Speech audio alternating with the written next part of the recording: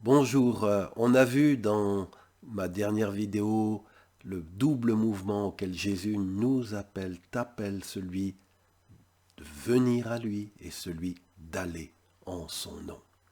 Et je voudrais nous encourager au travers de l'étude d'un passage de la Bible dans notre aller.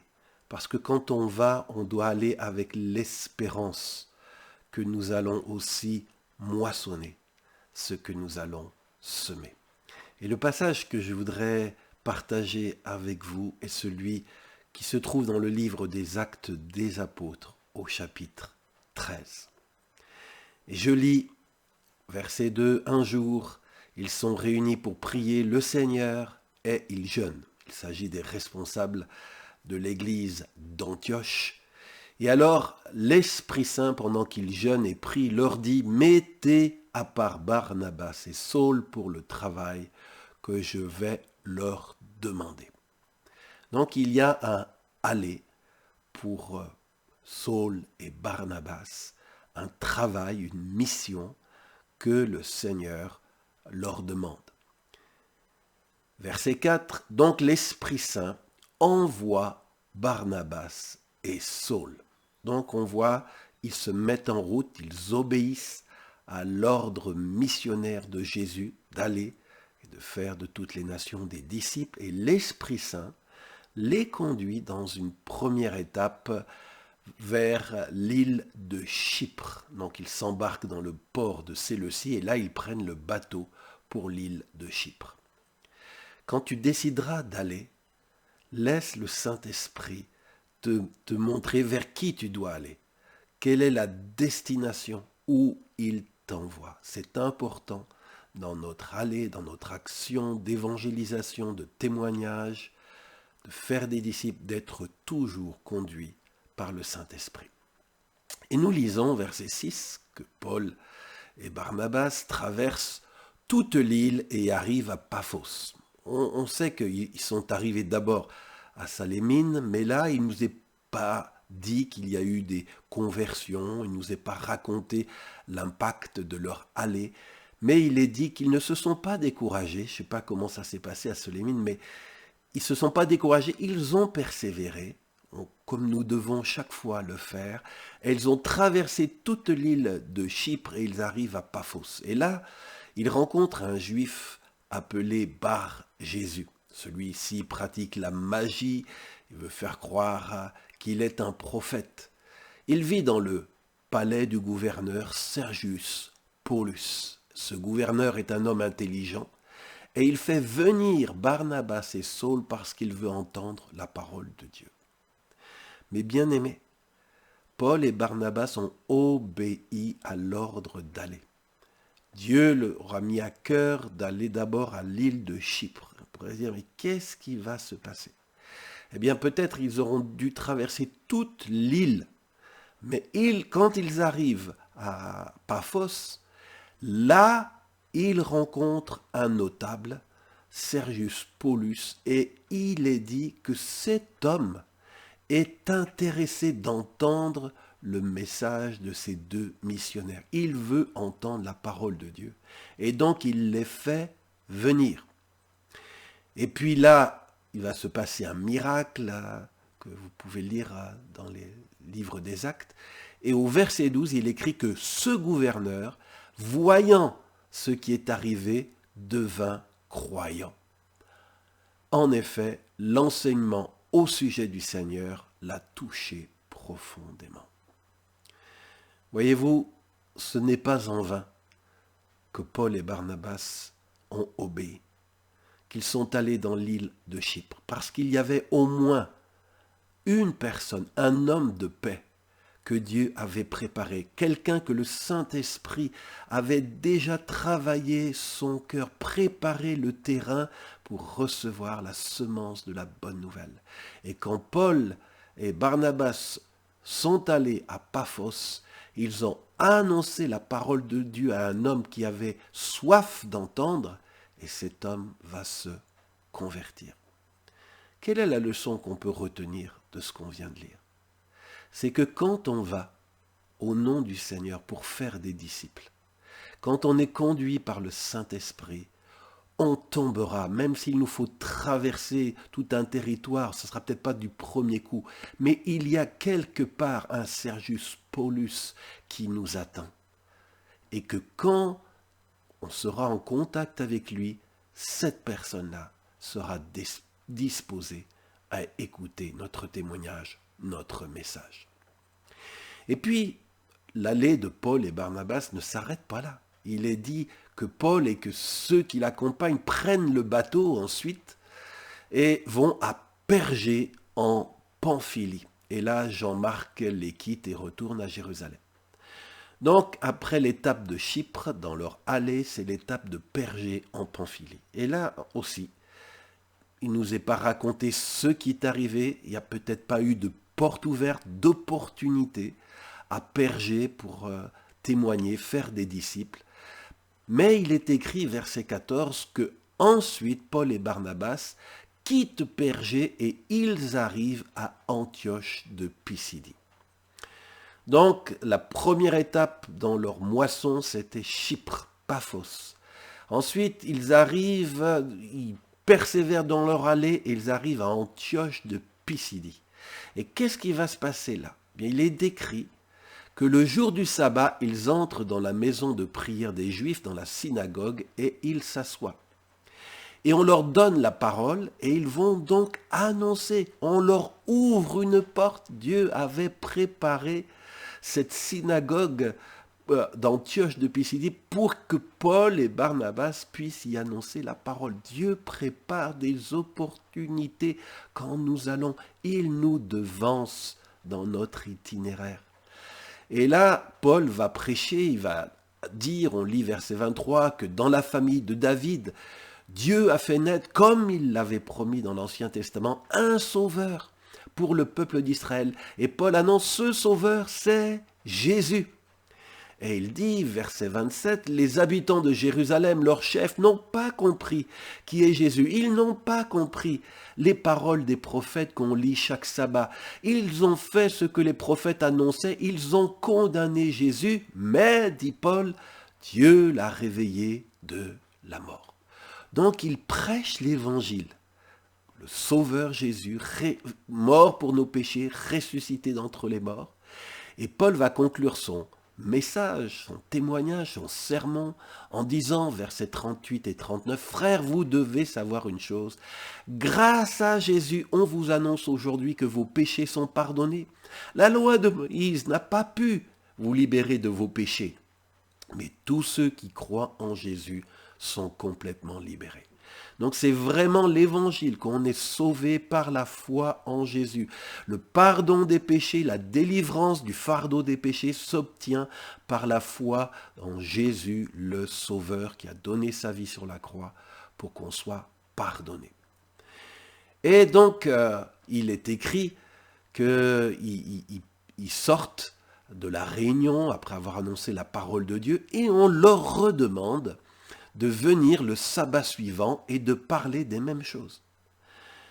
À Chypre, il y a eu une bonne occasion de prêcher l'évangile. Et là, à Antioche de Pisidie, il y en a une deuxième.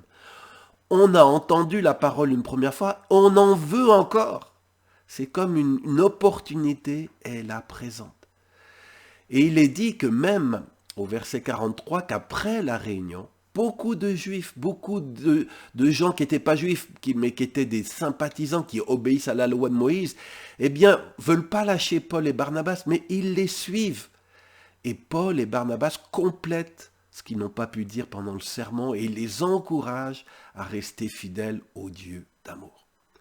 Donc, là encore, ce que je voudrais vous dire, il y a eu un Sergius Paulus à Chypre. Et ici, il y a à la fois des Juifs et des gens qui craignent Dieu, qui ont soif d'entendre. Et après avoir entendu, ils en veulent encore. Et ils demandent à Paul, explique-nous, partage-nous encore davantage.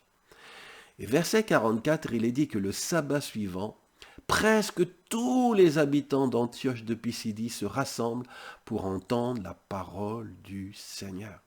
Il y a vraiment un mouvement de foule, une attirance pour entendre. Et verset 45, il est dit que quand les Juifs voient cette foule, ils sont remplis de jalousie, ils se mettent à dire tout le contraire de Paul et ils l'insultent. Alors Paul et Barnabas disent avec assurance, c'est d'abord à vous, les Juifs, que nous devions annoncer la parole de Dieu. Mais puisque vous la rejetez et vous vous trouvez pas digne de la vie éternelle, c'est pourquoi nous irons maintenant vers ceux qui ne sont pas juifs. Quand des gens ne veulent pas recevoir notre témoignage, c'est pas la peine d'insister. On a fait notre devoir et l'Écriture nous invite, Jésus nous invite à secouer la poussière de nos pieds et aller vers ceux qui, eux, ont un cœur ouvert pour entendre.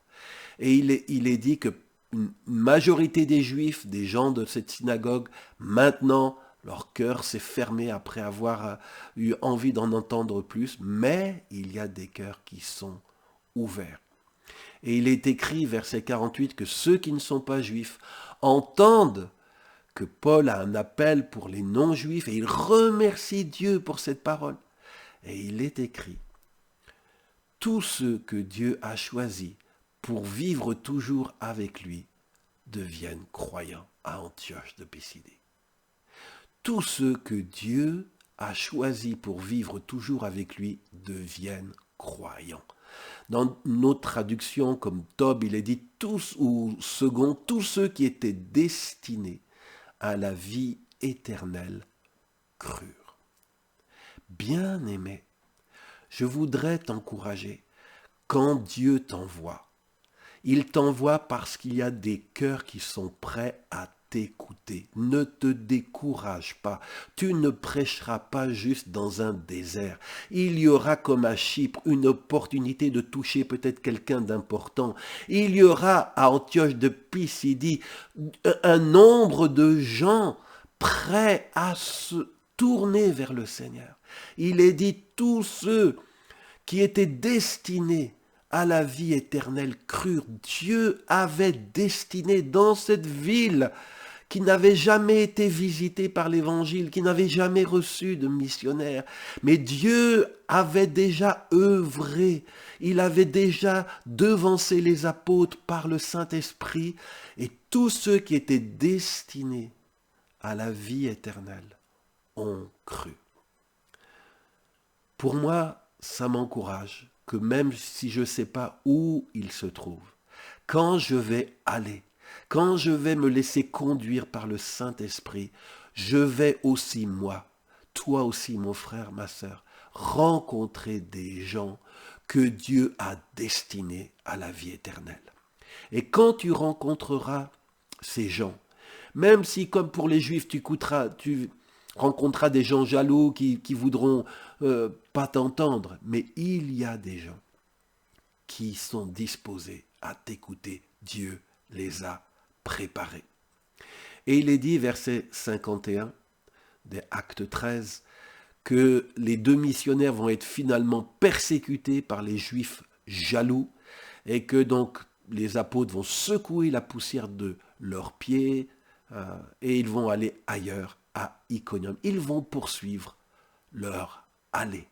Mais ce qui est écrit dans le verset 52 m'encourage beaucoup. Il est dit à Antioche, donc c'est Antioche de Pisidie, les disciples restent remplis de joie et de l'Esprit Saint. On a chassé les missionnaires, mais on n'a pas pu éteindre l'Église. Ceux qui étaient destinés à la vie éternelle, c'était pas des convertis en superficiellement, c'était des gens nés de nouveau avec une vraie repentance, une vraie foi. C'était pas l'œuvre des apôtres, c'était l'œuvre de Dieu. Les apôtres n'étaient que des instruments. Et quand les apôtres doivent quitter le champ missionnaire, les disciples restent remplis de joie et de l'Esprit Saint. Mon frère, ma sœur, ce qui m'encourage là aussi, c'est dans notre allée, on va rencontrer des gens, on va témoigner, on va prier pour des gens, on va amener des gens à donner leur vie à Jésus. Et parfois, il faudra poursuivre la route, aller plus loin. Mais si c'est des gens qui étaient destinés à la vie éternelle, quand tu partiras, l'Esprit Saint restera en eux. Ils sont devenus le temple de l'Esprit Saint. Et celui qui a commencé cette bonne œuvre en eux ne l'achèvera pas tant qu'elle n'est pas terminée. Donc, ce que nous pouvons retenir d'Actes chapitre 13, c'est quand on décide que nous allons être des chrétiens missionnaires, que nous n'allons pas juste venir à Jésus, mais nous allons aller au nom de Jésus pour faire de toutes les nations des disciples. Eh bien, ce texte est là pour nous dire, ne crains pas. J'ai préparé d'avance des personnes à recevoir ton message, à accueillir ton message. Il y a des gens vers qui je t'envoie, que je destine à la vie éternelle. Et quand tu parleras, ils te demanderont d'entendre encore davantage et tu pourras les conduire dans la prière vers le Sauveur. On ne va pas. Dieu ne nous envoie pas dans un terrain stérile où il n'y a rien à attendre. Le Saint-Esprit nous devance et il y a des épis qui sont mûrs. Et quand on va aller en son nom, on rencontrera de telles personnes. Et tu peux prier. Si tu as décidé de prendre au sérieux cet appel missionnaire de Jésus, tu peux prier, Seigneur, conduis-moi. Si tu veux que j'aille à Chypre, j'irai à Chypre. Ta Chypre à toi, ça peut être ton voisin, le voisin qui habite à côté de toi, quelqu'un de ta famille. Je ne sais pas, Dieu te montrera. Et Dieu te conduira après Chypre, il te montrera ton Antioche de Pisidie à toi. Il sait où c'est. Et là, tu demanderas, Seigneur, tu m'as amené dans cet endroit. Et il y a des personnes, comme le dit ta parole, que tu destines à la vie éternelle. Fais-moi rencontrer ces gens et que ces gens, je puisse en faire des disciples. Et même quand je devrais partir, je sais qu'ils resteront pleins de joie et d'Esprit Saint parce que ton œuvre est indestructible. Je prie dans le nom de Jésus que toutes les personnes qui écouteront ce message soient encouragées, que nous ayons la foi, que ce n'est pas en vain que nous témoignons, que ce n'est pas en vain que nous évangélisons, que ce n'est pas en vain que nous partageons la parole de Dieu, qu'il y a des gens, même si nous ne le savons pas, ne le voyons pas avec nos yeux physiques, mais dans les yeux de la foi, nous savons qu'il y a des gens que Dieu a destinés à la vie éternelle et il nous conduira vers eux pour leur annoncer le Sauveur, le Seigneur. Alors je veux prier vraiment que Dieu encourage chaque personne, lui donne du zèle pour aller avec espérance, qui donne à chacun la joie de pouvoir parler à des cœurs ouverts et la joie de pouvoir faire de gens qui étaient étrangers à la vie de Dieu, de faire d'eux des disciples de Jésus. Bénis-les, Seigneur, et bénis ce message. Qu'il ne retourne pas à toi sans avoir produit ce pourquoi tu l'as envoyé. Amen. Et bien-aimés, vous le savez, je vous en parle depuis plusieurs vendredis, que nous avons ouvert une école de formation pour tous ceux qui ont à cœur d'aller et de faire de toutes les nations des disciples. Et je vous encourage à jeter un œil à cette école de formation qui est gratuite, qui se fait au travers de Internet. Donc, si vous êtes intéressé, vous allez sur notre site cdlr.fr, donc cdlr.fr, et vous allez dans formation. Et là, vous verrez que vous pouvez vous inscrire comme étudiant à cette école. Et nous nous ferons une joie de vous coacher, de vous mentorer, de vous équiper, de vous encourager, de vous former pour avoir la joie comme Paul et Barnabas, de voir des gens se tourner vers Dieu par votre obéissance. Que Dieu vous bénisse et à vendredi prochain. Au revoir.